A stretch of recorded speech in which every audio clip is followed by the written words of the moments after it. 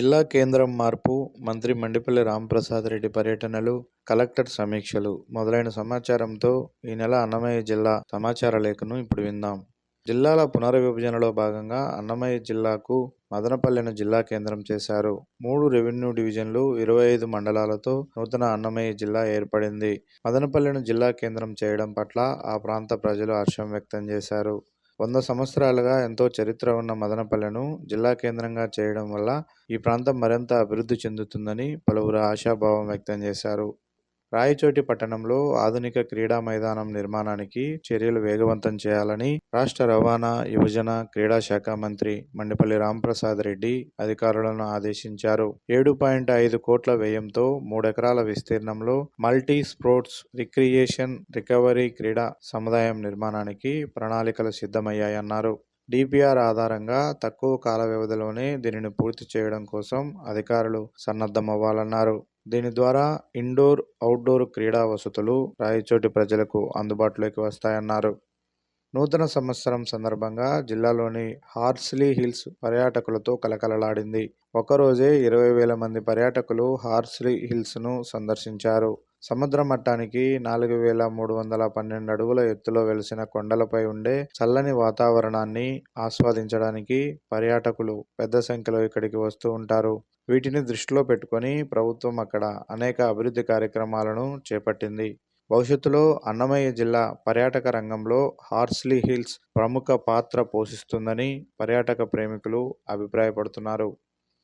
Road భద్రత అనేది నిబంధన కాదని, ప్రతి ఒక్కరూ సామాజిక బాధ్యత అని ఎస్పీ ధీరజ్ పేర్కొన్నారు. రహదారుల భద్రత మాసోత్సవాలలో భాగంగా రాయచోటి పట్టణంలో హెల్మెట్ ధారణ ప్రాముఖ్యతపై ప్రజలకు అవగాహన కల్పిస్తూ బైక్ ర్యాలీ నిర్వహించారు.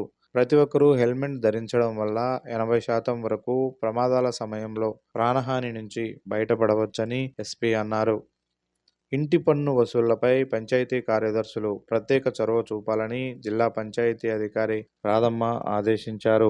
పన్నుల ద్వారా పంచాయతీలకు సమకూరే నిధులతో గ్రామాలలో మౌలిక వసతుల కల్పన సులభతరమవుతుందన్నారు. పన్నుల విధానాన్ని ప్రభుత్వం ఆన్లైన్ చేసిందని, పన్ను వసూలు సక్రమంగా జరిగితే ఆయా పంచాయతీలకు నిధుల కొరత చాలా వరకు తగ్గుతుందన్నారు.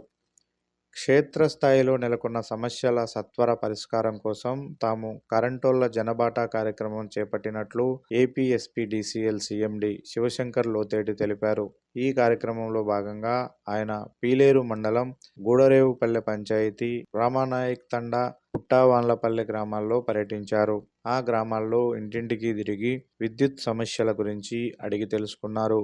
అంతేకాకుండా విద్యుత్ సమస్యల పరిష్కారం కోసం ప్రతి సోమవారం ఉదయం 10 గంటల నుంచి మధ్యాహ్నం 12:30 గంటల వరకు డయల్ యువర్ సీఎండీ కార్యక్రమం నిర్వహిస్తున్నామన్నారు.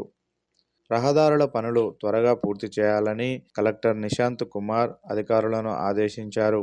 పంచాయతీరాజ్, రహదారులు, భవనాల శాఖ, గ్రామీణ నీటి సరఫరా శాఖ, జాతీయ రహదారులు, డ్వామా తదితర శాఖల ఇంజనీరింగ్ పనులపై అధికారులతో సమీక్ష నిర్వహించారు.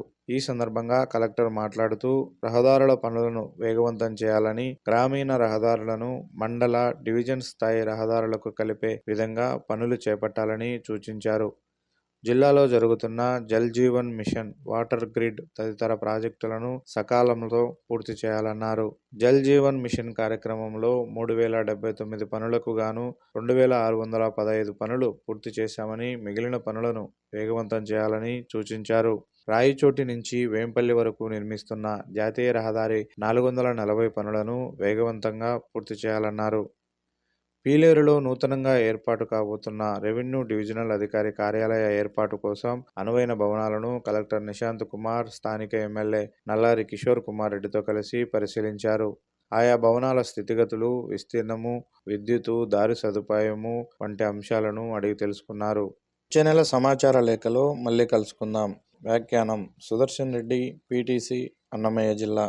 సమర్పణ ఆకాశవాణి, విజయవాడ కేంద్రం.